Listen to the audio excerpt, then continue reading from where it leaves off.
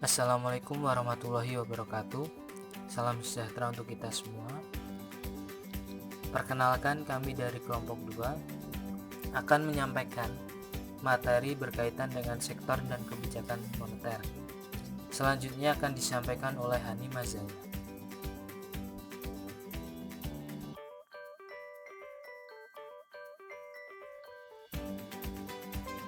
Oh iya, sebelumnya perkenalkan dulu ya anggota kelompok kami. Saya sendiri Hani Mazaya, ada Guru Wahyu Pamungkas, Maulida Dwi Afrin, dan adik panuntun.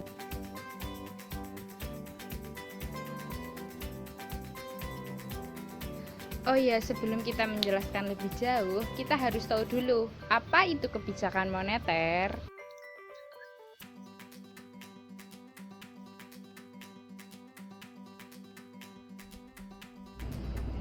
Kebijakan moneter merupakan kebijakan pemerintah yang menyangkut perilaku bank sentral dalam penawaran uang dan pengaturan uang yang beredar pada suatu negara. Kebijakan moneter sendiri merupakan kebijakan otoritas moneter atau bank sentral dalam bentuk pengendalian besaran moneter untuk mencapai perkembangan kegiatan perekonomian yang diinginkan. Nah, perkembangan kegiatan perekonomian yang diinginkan itu yaitu stabilitas ekonomi makro seperti stabilitas harga atau rendahnya laju inflasi, pertumbuhan ekonomi, dan tersedianya kesempatan kerja.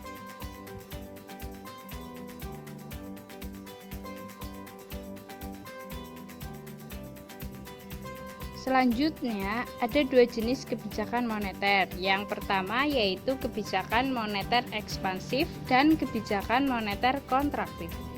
Kebijakan moneter ekspansif yaitu kebijakan moneter yang ditujukan untuk mendorong kegiatan ekonomi, yang antara lain dilakukan melalui peningkatan jumlah uang beredar. Sedangkan kebijakan moneter kontraktif yaitu kebijakan moneter yang ditujukan untuk memperlambat kegiatan ekonomi, yang antara lain dilakukan melalui penurunan jumlah uang beredar.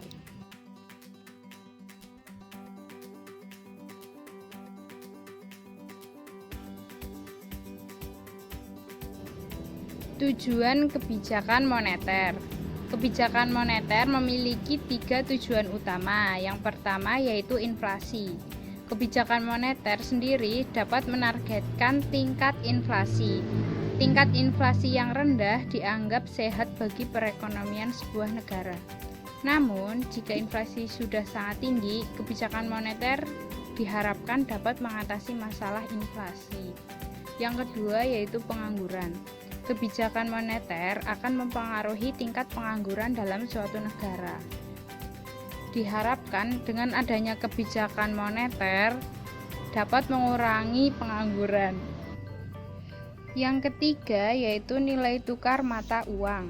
Dengan menggunakan otoritas fiskal, bank sentral dapat mengatur nilai tukar antara mata uang domestik dan asing. Nah, selanjutnya akan dijelaskan oleh guru.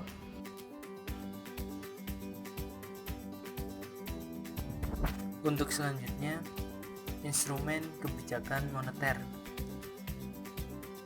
Ada 4 instrumen dalam kebijakan moneter. Untuk yang pertama, ada politik pasar terbuka.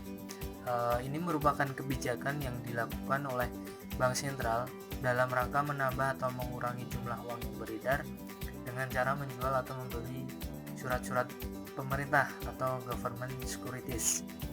Nah, surat-surat berharga pemerintah ini diantaranya adalah SBI, yaitu Sertifikat Bank Indonesia, SBPU, itu merupakan surat berharga pasar uang, saham, dan obligasi. Nah, jika pemerintah ingin mengurangi jumlah uang yang beredar, maka pemerintah akan menjual surat berharga kepada masyarakat, yaitu dengan menjual SBI. Nah, uang dari masyarakat ini akan tertarik atau akan masuk ke bank, sehingga diharapkan jumlah uang yang beredar akan berkurang. Namun Jika pemerintah ingin menambah jumlah uang yang beredar, maka pemerintah akan membeli surat berharga dari masyarakat. Dengan membeli SBI ini, pemerintah akan mengeluarkan uang kepada masyarakat dalam pembeliannya, sehingga terjadilah penambahan uang yang beredar di masyarakat. Untuk yang kedua ada politik diskonto atau diskon rate. Nah, politik diskonto ini merupakan kebijakan yang dilakukan oleh Bank Sentral dalam pengaturan jumlah uang yang beredar dengan memainkan tingkat suku bunga. Tingkat bunga pada tiap-tiap bank umum ini akan dipengaruhi oleh tingkat bunga Bank Sentral. Bank umum kadang mengalami kekurangan uang sehingga harus meminjam ke Bank Sentral. Nah, jika pemerintah akan menambah jumlah uang yang beredar, maka pemerintah menurunkan tingkat suku bunga Bank Sentral. Dengan begitu, minat masyarakat untuk menabung di bank pun berkurang, sehingga jumlah uang yang beredar bertambah. Selain itu juga mengakibatkan suku bunga kredit turun dan mengakibatkan masyarakat banyak tertarik untuk mengajukan pinjaman ke bank. Hal ini juga sebaliknya.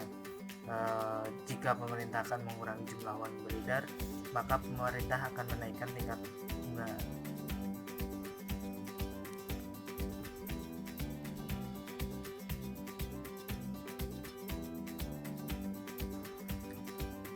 Untuk yang selanjutnya ada politik rasio cadangan wajib atau reserve requirement ratio. Ini merupakan kebijakan Bank Sentral untuk menambah atau mengurangi jumlah uang yang beredar dengan cara menaikkan atau menurunkan cadangan minimum yang harus dipenuhi oleh bank umum dalam mengedarkan atau memberikan kredit kepada masyarakat. Ketika pemerintah ingin menambah jumlah uang yang beredar, maka pemerintah akan menurunkan rasio cadangan wajib. Jika Bank Sentral menurunkan cadangan kas, berarti Bank Sentral ingin menambah jumlah uang yang beredar. Dalam hal ini, bank-bank umum diberikan kesempatan untuk dapat mengedarkan uang lebih banyak. Namun sebaliknya, jika pemerintah ingin mengurangi jumlah uang yang beredar, maka pemerintah akan menaikkan rasio cadangan wajib yang akan berakibat dengan naiknya cadangan kas, yang berarti bank umum harus lebih banyak menahan uang tunai untuk tidak diedarkan. Dan instrumen yang terakhir yaitu kebijakan kredit selektif.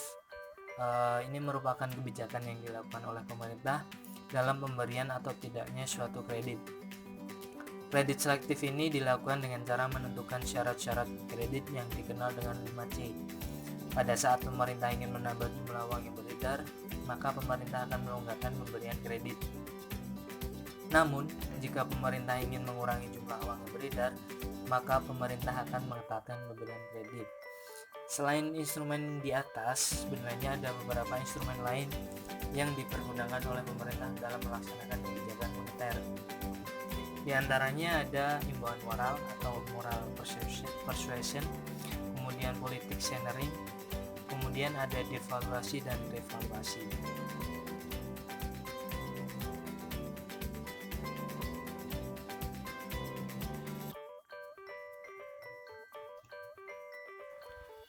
Studi kasus kebijakan moneter setelah krisis moneter yang terjadi.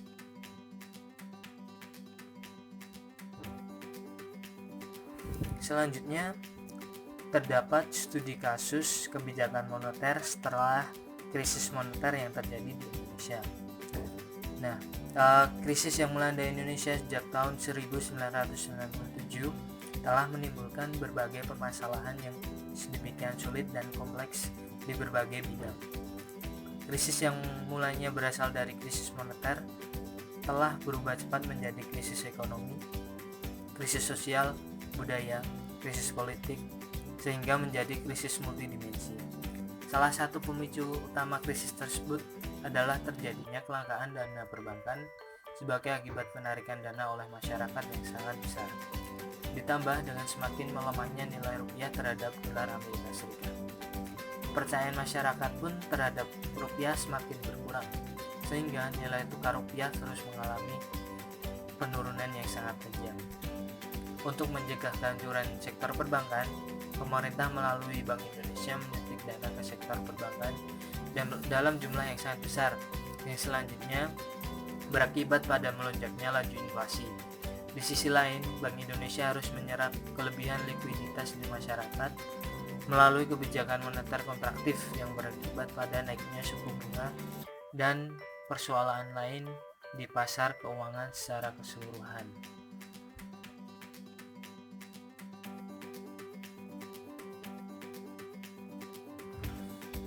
Kondisi krisis tersebut menunjukkan bahwa dalam pembangunan nasional yang dilaksanakan pada masa sebelum terjadinya krisis ekonomi mengandung banyak kelemahan struktur dan sistem perekonomian yang menimbulkan penyimpangan-penyimpangan atau distorsi ekonomi. Kondisi ini telah menyebabkan lemah dan tidak sehatnya struktur perekonomian nasional.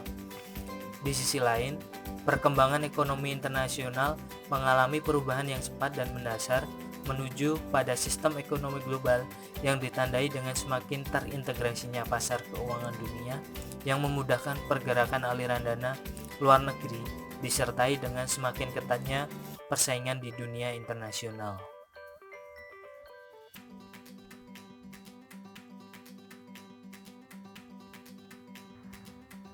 Poin selanjutnya terdapat kerangka strategis kebijakan moneter. Nah, tentu saja untuk mengatasi masalah krisis moneter ini dibutuhkan strategi yang tepat agar dapat segera mengatasi permasalahan ini. Nah, strategi kebijakan yang harus ditempuh tidak hanya terbatas pada penargetan sasaran antara yang berupa besaran moneter, tetapi juga memperhatikan perkembangan indikator-indikator lainnya seperti suku bunga dan nilai-nilai tukar. Untuk sasaran akhir kebijakan moneter pada dasarnya dapat berupa kestabilan nilai mata uang dan pertumbuhan ekonomi. Namun, akhir-akhir ini semakin banyak bank sentral yang memfokuskan pada pencapaian sasaran stabilitas untuk harga ataupun laju inflasi sesuai dengan Undang-Undang Nomor 23 Tahun 1999 tentang Bank Indonesia. Tujuan Bank Indonesia sendiri ini adalah mencapai dan menjaga kestabilan nilai rupiah.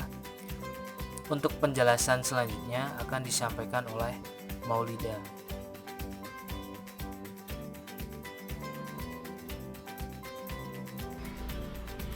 Sesuai dengan Undang-Undang Nomor 23 Tahun 1999, Bank Indonesia mempunyai tujuan yang lebih fokus, yaitu mencapai dan memelihara kestabilan nilai rupiah.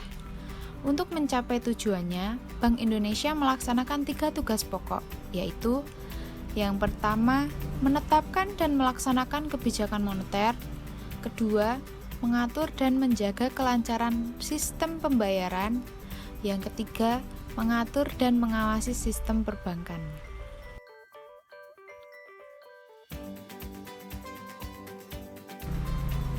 Selanjutnya, mekanisme transmisi kebijakan moneter.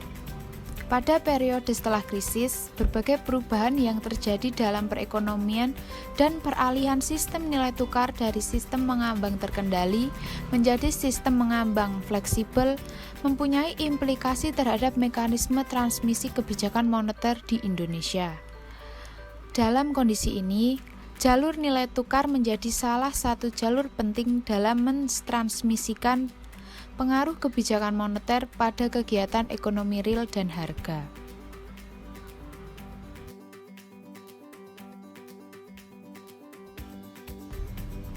Demikian pula halnya dengan jalur ekspektasi yang terlihat mempunyai peranan yang cukup penting dalam mempengaruhi perkembangan inflasi. Tetapi perilaku ekspektasi inflasi masih dipengaruhi secara kuat oleh kelembaman, perkembangan harga, dan pergerakan nilai tukar. Jalur suku bunga masih bekerja dengan baik, tetapi perilakunya masih sangat tergantung pada kondisi perbankan secara keseluruhan dan tingginya derajat ketidakpastian ekonomi.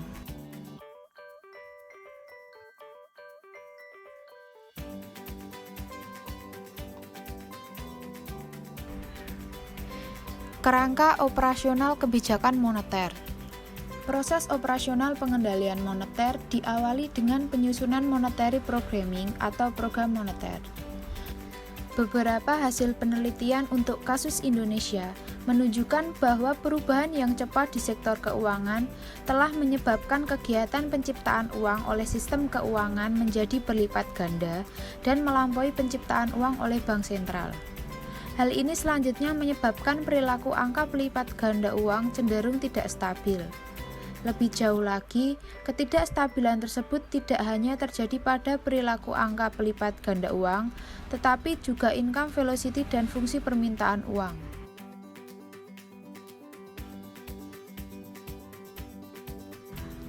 Proses perumusan kebijakan moneter. Sesuai dengan Undang-Undang Nomor 23 Tahun 1999, perumusan kebijakan moneter di Bank Indonesia dilakukan melalui rapat Dewan Gubernur atau yang disingkat RDG.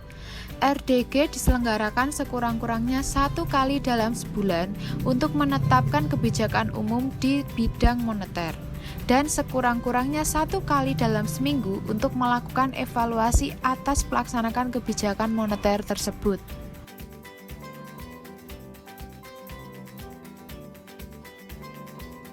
Mekanisme pengendalian moneter.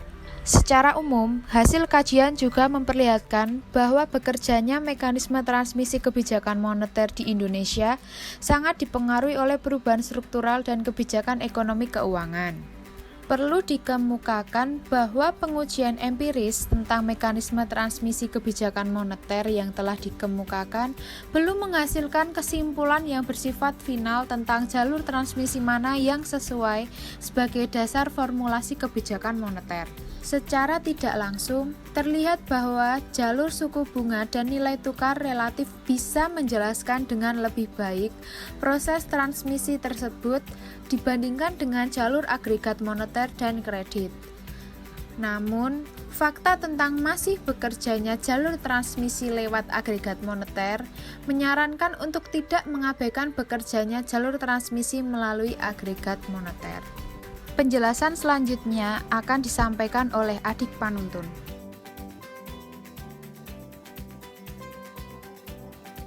Oke, selanjutnya kita akan membahas tentang kerangka operasional kebijakan moneter. Seperti yang kita tahu bahwa program moneter pada dasarnya merupakan suatu perencanaan kebijakan pengendalian jumlah uang beredar yang ditujukan nantinya untuk mencapai sasaran akhir sebuah kebijakan moneter.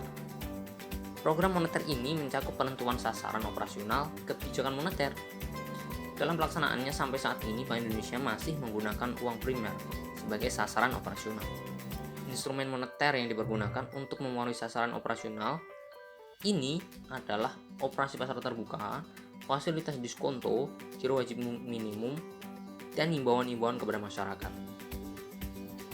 Instrumen operasi pasar terbuka dilakukan melalui lelang surat-surat berharga yang ditujukan untuk menambah atau mengurangi likuiditas di pasar uang. Sementara itu, fasilitas diskonto adalah fasilitas kredit yang diberikan kepada bank-bank dengan tingkat diskonto yang telah ditetapkan oleh Bank Indonesia.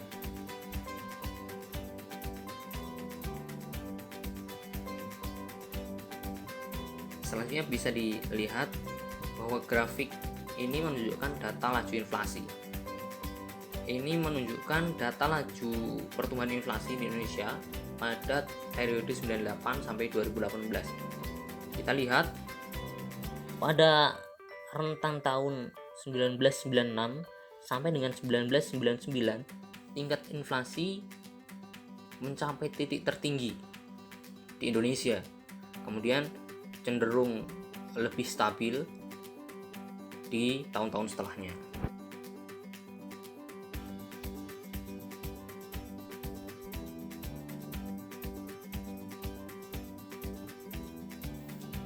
Saat berakhirnya Orde Baru memicu inflasi sebesar 77,63% pada tahun 98 pada saat itu. Kemudian terjadi lonjakan harga barang-barang yang diikuti melemahnya nilai tukar rupiah yang membuat ekonomi Indonesia mengalami kontraksi lebih dari 13% pada 1998. Kemudian pada 1999 laju inflasi langsung turun dan hanya sebesar 2%. Ini juga merupakan angka inflasi terendah setelah berlangsungnya reformasi. Dalam 20 tahun terakhir, inflasi tertinggi tercatat pada tahun 2005, yaitu mencapai 17,1%. dampak dari kenaikan harga bahan bakar minyak pada saat itu. Sepanjang periode 2015 sampai 2017, inflasi selalu di bawah 4%. Sementara hingga April 2018, inflasi domestik tercatat sebesar 3,41%.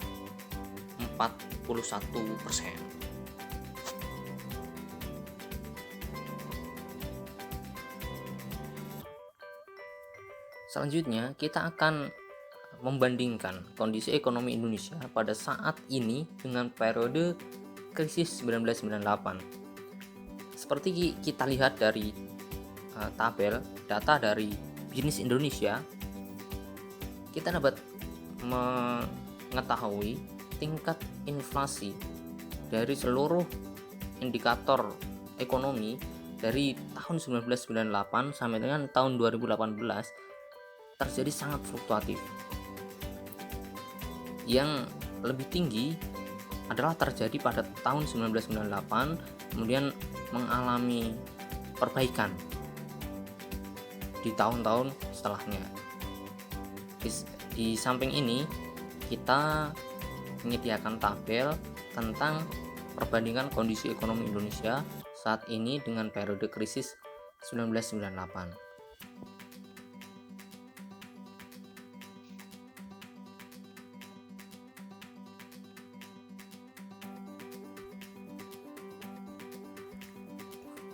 Jadi, kesimpulan yang dapat diambil dari penjelasan yang sudah kami sampaikan di atas, sektor moneter dan kebijakan moneter merupakan salah satu bagian dari keseluruhan kebijakan pembangunan nasional yang secara bersama-sama dalam suatu sinergi diarahkan untuk mencapai berbagai sasaran pembangunan. Perkembangan ekonomi sangat berpengaruh terhadap pelaksanaan kebijakan moneter, tidak hanya dengan kebijakan moneter itu diarahkan untuk mempengaruhi berbagai variabel ekonomi makro, khususnya inflasi dan pertumbuhan ekonomi.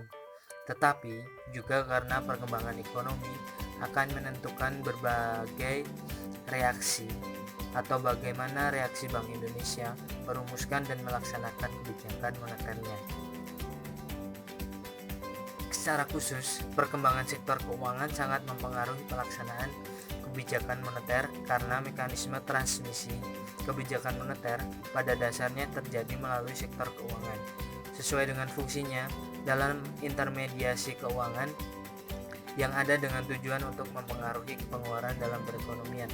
Sementara itu, perjalanan politik bangsa Indonesia secara langsung maupun tidak langsung juga menyebabkan terjadinya pergeseran peranan Bank Indonesia. Hal ini terutama karena pelaksanaan kebijakan ekonomi makro termasuk kebijakan moneter tidak dapat dilepaskan dari tatanan dan iklim politik suatu negara. Dengan kata lain, pelaksanaan kebijakan moneter seringkali dikaitkan dengan pelaksanaan agenda politik pemerintah yang berkuasa, khususnya di negara-negara yang sedang berkembang.